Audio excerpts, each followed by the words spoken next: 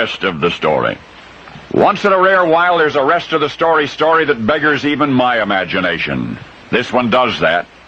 And when I'm finished telling you what I'm about to tell you, I want you to realize that I'd never have related this story had it not been confirmed with at least 3 independent sources. Here we go. May 12, 1863. Civil War battlefield in Virginia. Captain L.G. Capers waited to do his duty. Captain Capers was a field surgeon for the Union Army, and he realized, much to his distaste, that regardless of the battle's outcome, there'd always be work for him. Now, at the edge of the battlefield, about a mile from the nearest village, was a mansion.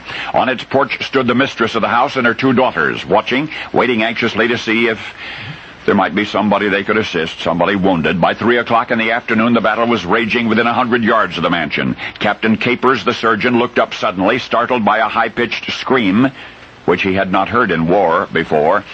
Moments later, the woman from the mansion was standing out of breath at his side. It was her daughter, she gasped. One of her daughters had been shot. Well, the captain hurried back with her to the mansion.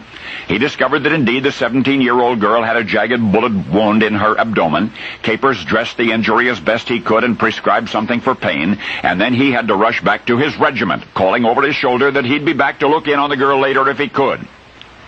Now, it's several days after that. Captain Capers' brigade set up headquarters in a nearby village, so he was able to make good on his promise. Returning to the mansion, he was dismayed to learn that the teenager with the gunshot wound had developed peritonitis. He followed the case closely after that, returning to check on the progress of his young patient almost every day. The girl eventually recovered, and after she had recovered, months later, Captain Capers returned to relate the rest of the story. Now, he was on the battlefield when the shot that had wounded the girl was fired, and although he could not see who fired it, he could tell by the line of fire that the bullet, before reaching the young lady, had first passed through a young soldier. Captain Capers had been standing not far from this young man when it had happened, and since no bullet was ever retrieved from the fallen soldier, the girl was probably carrying it somewhere inside her, which is why something else had occurred. You see, the soldier had been wounded. Well, the bullet carried clean away one of the young man's reproductive glands, and that same bullet wounded the 17-year-old girl in the uterus, and thus medically, verifiably, was the young lady impregnated by a man she had never met.